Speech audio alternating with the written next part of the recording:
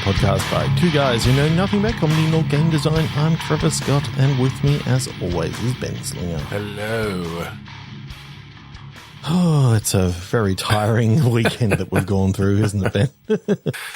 Yeah, well, we put off recording because after the debacle of that whole of the thing world. Of the world, yes. The world, yes. We didn't feel like recording, and it's just we weren't in the mood to be funny. It's just been ongoing, and we're kind of recovering slowly, but I think we're a bit on the edge and different things. So but we're going to do some games. Yes, yeah.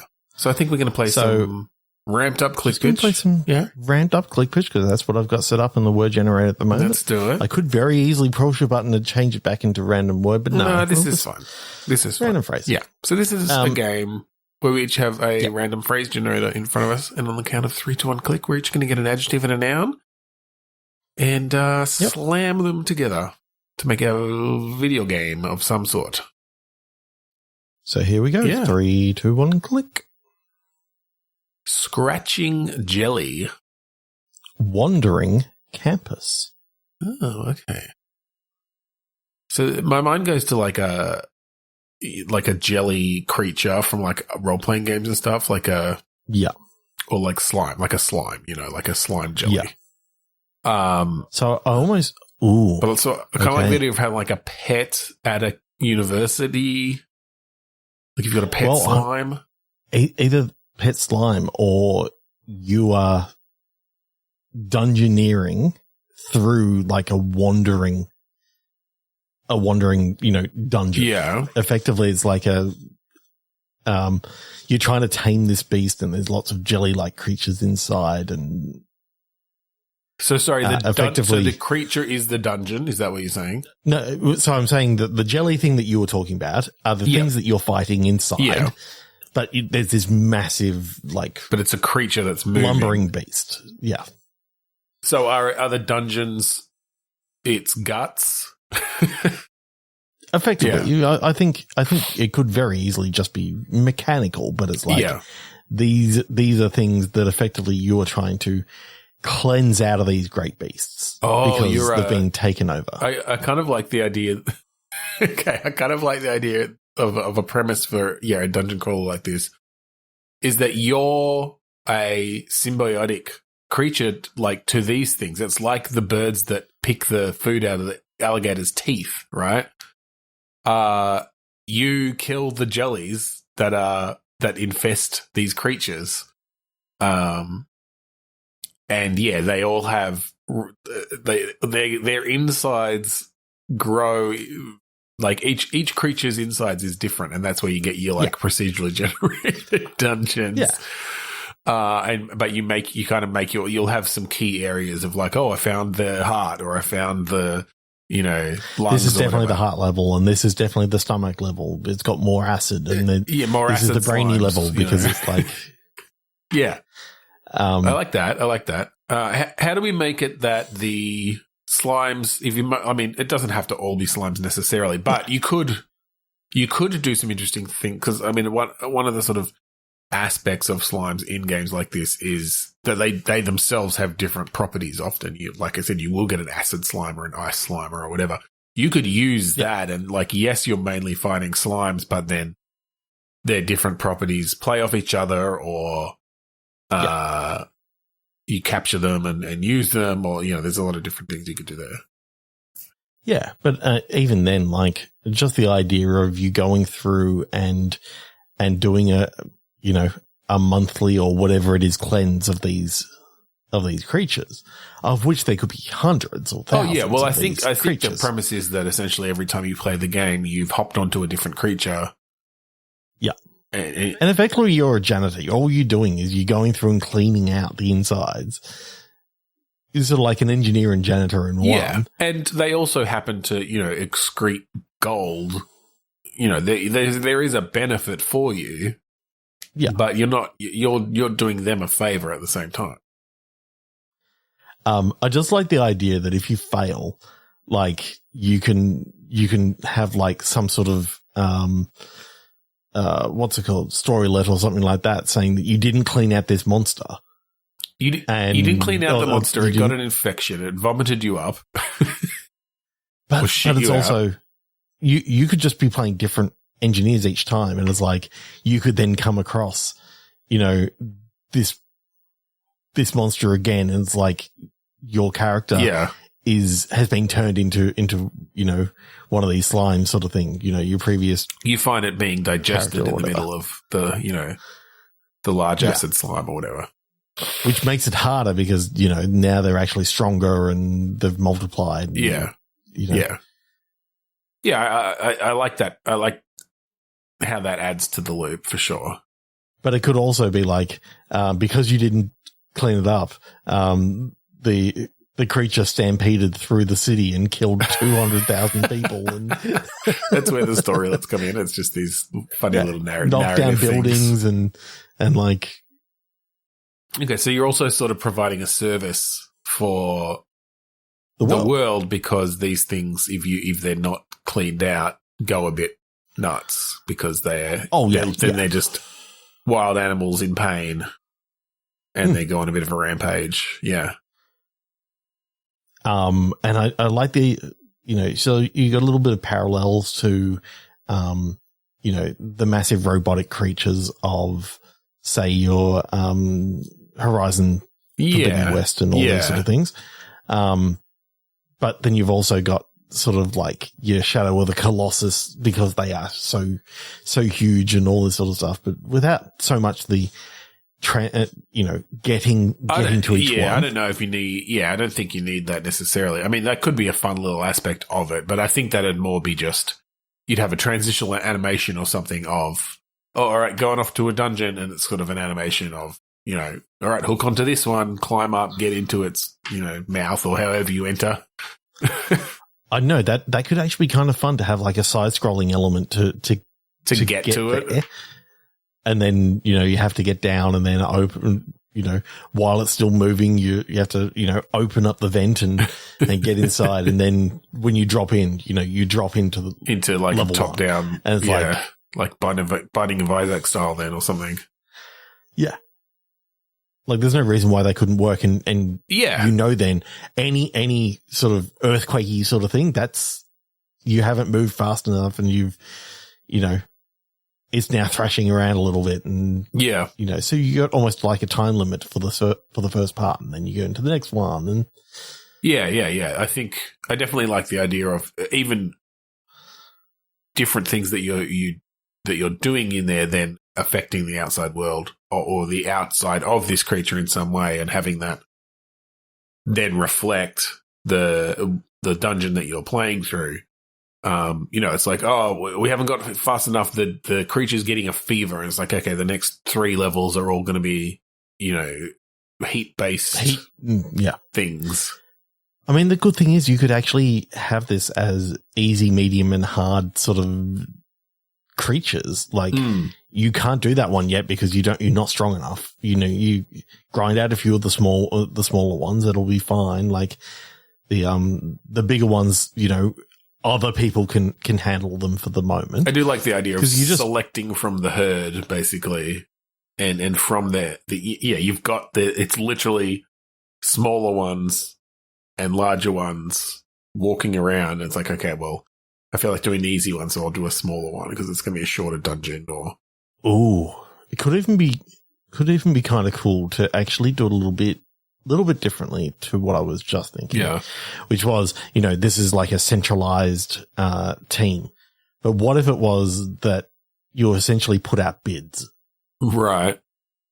And, so essentially your payment for it is only if you actually. It's only what you extract from the dungeon. Is only what you extract for it and whatever the bid was for the city that you're doing it for. But that also means that if there's any damage that, and you didn't do it well enough, you're liable for some of that damage. And yeah, that could be interesting. That could be kind of fun. Yeah. And then the other way you could do it is essentially like very mercenary or piracy based where it's just like whoever gets to it first gets it, but and some are going to be more valuable than others, but you might be fighting off people to get in there or to, you know, I feel like part of it is that when you make your way through the dungeon, you hit their appendix or whatever, and it just so happens that these creatures, you know, that's where all the gold that goes through their system gathers or whatever, and so it's just it's a giant hoard of gold when you get there every time, and it's sort of a byproduct of this infection in the first place. And so it's sort of whoever gets there first. I don't know why, but my head just went to a whole, I think you should leave, and the skeletons are and the bones are their money. So the gold is their past. The gold. God. I'm sure you can make some parallels there, definitely. All right, I like that. That was really cool. That's cool. I think that's a really fun framing device for a roguelike. Yeah. And then, of course, like your internal thing is just you're clearing out each level and you're making sure that, you know, maybe on a brain level, you've got to, you know, reconnect the electrodes so that. Yeah, that's it. You can have different little additional challenges and things for sure. And when you get in there, it's like, okay, this particular one has like a brain level, stomach level, and a guts level. So you know that. Okay, there's a blockage in the guts. There's, you know, well, and acid, then as you unlock acid problems in the stomach, and then there's, you know, but then another level will have like heart and lungs and, you know. And as you improve your gear, you get like, you can get a medical scanner of some sort. Like, I think when you go in first, you're essentially going in blind. Like, you only find out there's a heart level when you get to it, when you explore. Yeah. But having the scanner means, I'm going to prioritize the stomach because otherwise we're going to be, you know, overrun with acid slimes, and I don't have the loadout to deal with that or whatever. And so you can be a bit more strategic. And the earlier that we get there, the better it could be. You know? You can be a bit more strategic about what you tackle. But again, with sort of like the harder ones are the ones that are just, they're completely fucked. They haven't been serviced in, you know, decades sort of thing. Yeah. Yeah. You have one, it's wandered in from the wilderness after decades of just being out of the human realm of, you know, out of human reach. And it's like, okay, we got a doozy. That's cool. This one hasn't been looked at in a long time. So you basically just a vet for these things, yeah. All right. Sweeping expertise. Intensive elephant. So you're just cleaning up. Well, I love the idea. No, I love the idea of where you're controlling the trunk of an elephant to like sweep things up or clean, like to do actions. It becomes a bit of a Octodad or a surgical simulator or like that sort of thing of, I'm trying to do something as an elephant, but you're controlling it with just this single prehensile limb, and some of the humor that could come from that. So I could see it being almost like an Untitled Goose Game-esque thing as well. This elephant just coming into these situations and I don't know why, but I just thought of, you know, we were just talking about, my arms are longer now. Yeah. And it's like, my trunk is longer now. And it's like, it's reaching in and grabbing stuff and pulling it back. If there's not a trunk option in my arms are longer now, then I think they're missing out. But you know, I'm thinking of this more in a 3D space, I suppose, and very much like being able to, snake around and grab things, but you're inevitably going to knock shit over and you have people reacting to stuff and that sort of thing. I think that's like, I don't know if it's the Octodad thing of you're disguised as a human. I think that's a bit much. No, I don't think I don't know why the elephant is here necessarily. And they just want to help out. They're backpacking across America and they just want to help all these people out so they can just get there.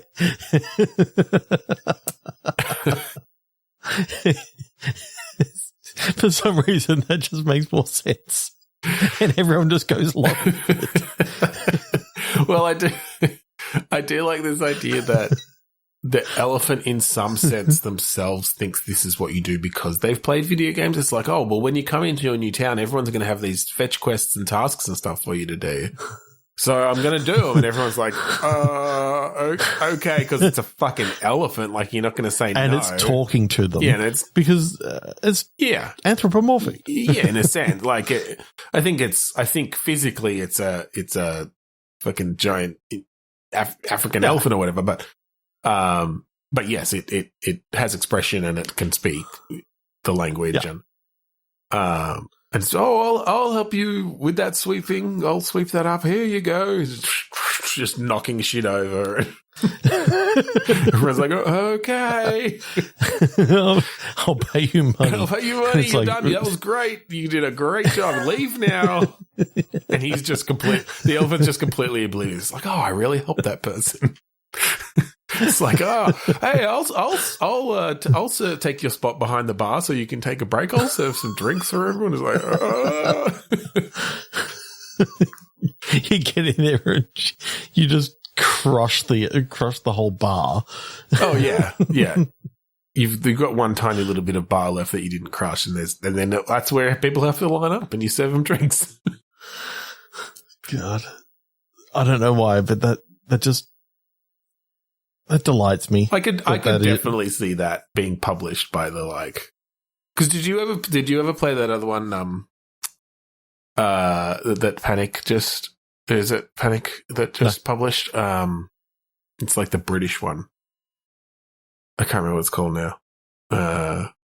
But it's along those same lines. It's just this wacky and in that game, I was reminded of that one because there's very much a sort of theme of. Everywhere you go, some people are asking you for help for these little things.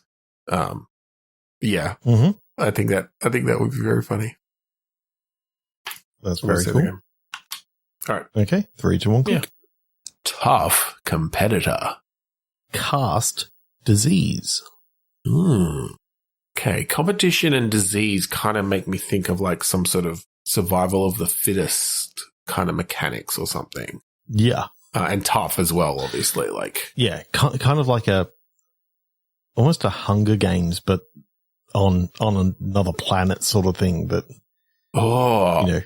yeah. So these competitors are dropped onto this, deserted planet, and yeah. So these games don't always work out the way I expect, but they always appeal to me. Is this sort of idea of a game where you create something and set it up and like set it out in the world, but then it's run by AI essentially to see how well it goes. Like it's the systems in the world play out. You don't necessarily have a whole lot of direct effect. Yeah.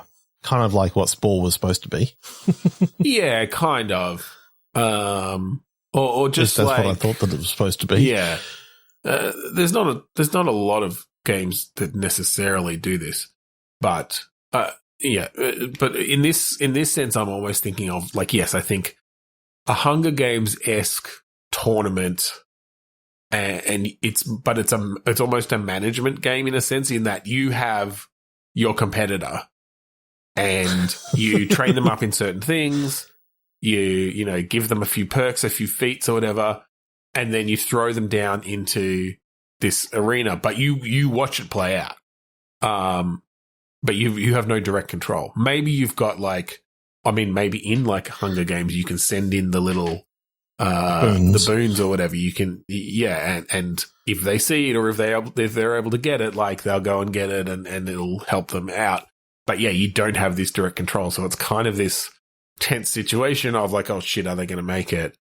With the goal, of course, being to like go up through the different, tiers of the league and things like that. Yeah. And you could effectively have different runs. Like, you start a new run and it's like, okay, yeah. that competitor failed. So they may die immediately. They may die immediately. Absolutely. But you're like the sponsor or whatever, or the trainer or the coach. And look, you could keep it the dystopic thing. It may be that you go to a friggin' like run down poor area and find your tributes And that's who you've got to choose from. For me, like, okay, I'll take that one, and we'll see how they go. And they've got certain. I mean, hell, I've already chosen the strongest one from this tribe. That's it. You can't. And they died straight away. I guess almost a little bit of, in a sense, what's the hat box, Mr. Sun's hat box. Mr. Sun's hat box. Just in the sense very much of like the traits and flaws that really affected gameplay. Now, of course, in that one you are controlling directly, but I think in that sense you have those sorts of things which directly, this one's scared of water. So if it gets thrown into, the one where all the stuff is in the middle of the huge lake, like, you're fucked. It's going to have to, but you can say, it's like, all right, well, it's going to hold back and wait to, kill someone for its weapons or whatever. I don't know why, but my mind just went to, okay, so the reason why they're, afraid of water is actually because they've got rabies, and that is one of the last steps before they die. Yeah. But it also makes them very, like, vicious and out of control. Plus, it can infect the other competitors. They only have to last for a small amount of time just to bite enough people. I love the idea that there's a strategy to get a rabies-ridden competitor, have it bite as many other competitors as possible. It's not going to survive this round, but it's also going to infect enough other people that in 5 more rounds, there's going to be no good competitors to go up against whoever you pick next. So it's that thing of, can I wipe out enough of them right now with a virulent disease? Yeah, basically. That is basically not curable once it actually So look, gets to this stage. I do like this idea a lot. I will admit that it's probably difficult to write the kind of compelling AI to just sit there and watch it. So you could do it. You could do this game, but then also you play out the rounds, right? Yeah. I mean, I would most likely go to that a little bit more because from a realistic perspective, I like playing games. You like playing games, you don't like just watching games. Yeah, for sure. The other way is almost in a sense like an idle game, kind of like, but anyway, I think it's worth also discussing the option of you play it out and you still have those flaws. And again, like Mr. Sun's Hatbox, like, you have flaws that heavily affect what you're able to do while you're competing. But yeah, like based on what you've trained in and different things, you will be going for different types of weapons more than others. I think that could be really, really cool. Yeah. Cool. Okay. 3, 2, 1. Yeah. Wet caution. Obsessed Smith. It's like a smith. Smith is usually like a blacksmith, like metalworking and stuff, but it doesn't have to be. I think smithing in general is make creation. Just an expert, isn't it? I think so. Yeah. Like you hear woodsmith every now and again. Yeah. Where does that come from? Yeah, it just means skilled worker, essentially. Yeah. And then blacksmith is to do with the fact that it's working metallurgy. So smith. So what were your words? Wet caution. Okay. So is this someone who works with water in some sense? Yeah, so a watersmith. Watersmith, yeah. What does a watersmith do? Is that ice or is that different? Ooh, I do like the idea. Could be of ice, dangerous ice, like an ice smith. The caution comes from slipperiness, and you have to deal with because of course it's got to be cold. Yeah, the whole idea is don't get your tongue stuck to like any of the really fantastically tasting surfaces that you've got in this workshop. Because it's too cold and anything wet will just get stuck to it instantly. Well, and the benefit of working with ice, of course, is you end up with a lot of crushed ice that you can then put syrup in. Exactly. but for snow cones. Yeah, for snow cones. But you do have to resist licking the ice directly if you haven't correctly moistened or yeah. In fact, you've got to be very careful with the syrup that you choose because, if it freezes, that glass bottle is just going to crack. Yeah, it'll expand it. That's it, yeah. Okay, so you play an ice smith. Yeah. Is this a cozy VR game? Oh, okay. Are you thinking like actually bringing out the chainsaws and like carving ice? And ice picks and all those sort of things just to chip away the ice that you don't need. But of course, you've got to be very careful because if you've got your hand there and you're just keeping something steady and you're chipping away the ice with your ice pick and it goes through your hand. Yeah. Well, then that's the wrong sort of. It's just stuck to it now because of the blood. That's the wrong sort of syrup. It's too wet and it's instantly. That's the wrong sort of syrup for your snow cone. You don't want to get that mixed up. And of course, what you find out is all the ice shavings end up all over the floor where your feet are, but then you just shovel it up and put it into snow like the little cones and serve them to the kid. Yeah. You don't clean it first. It's ice. It's water. It's just water. Yeah. Self-cleaning. How am I supposed to clean water? With more water? Yeah. That'll just slushy it down. You don't want that. So I do like it's a this snow idea cone, not a slushy. I do like this idea then of you've got your business. It is a little bit of this cozy game of okay, you sell your sculptures or you get commissions for them or whatever, and your snow cones, of course. Well, that's the only way that you make money, really, because otherwise you're just wasting ice. Between big commissions, I think, yeah. You can't waste ice. Like you've got to this is in a climate where water is super expensive, so you can't waste it. So every little scrap has to be no, for sure, accounted for. But the actual sculptures that you're building and stuff, I think are you're getting paid for them. It's very rich people who can afford the extravagance of an ice sculpture. In this world where water is scarce and expensive. So we know that where it's going next. It's severely hot outside because the temperature of the Earth has gone up a number of degrees. Hence why it's very expensive to keep the room cool. Yes. And so because of course you have to work on ice sculptures while it's frozen. You can't let them go into water because they're not sculptures anymore. I mean, no. I think the only thing you could do is you could make casts, ice casts, and then freeze them. But I don't think this game needs to go there. No, but if you do that, water, it expands when you freeze it, and it doesn't look right. Yeah, it would be tricky.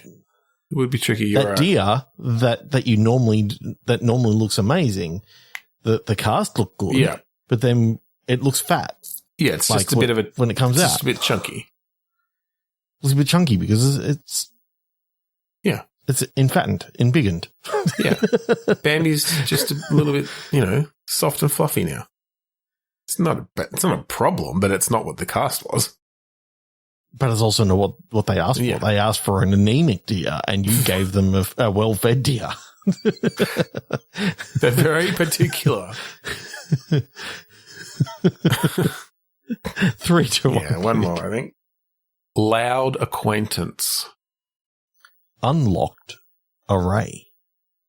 Okay.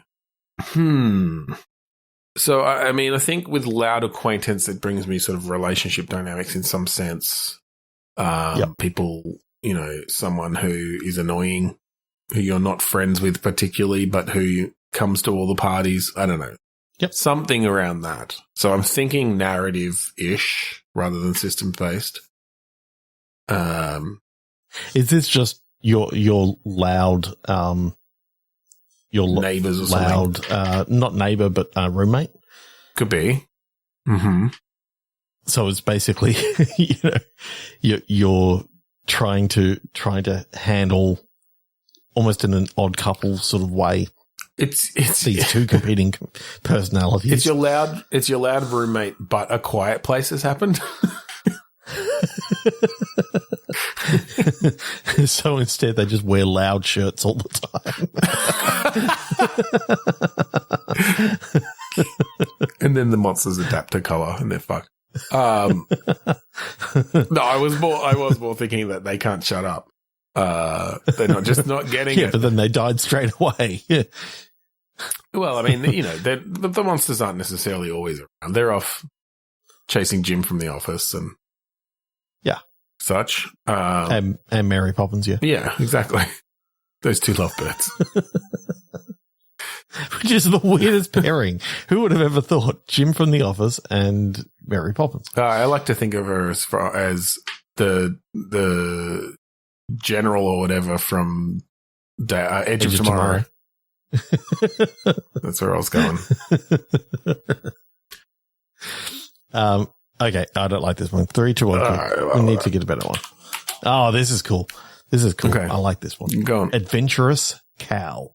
Dumped diving. Okay. So this is kind of similar in the same world as the elephant. Before. Okay. This is a cow going on, sort of like an adventure. And that adventure is, bungee jumping, diving, jumping over the moon. All the things that this cow has always wanted to do. Okay.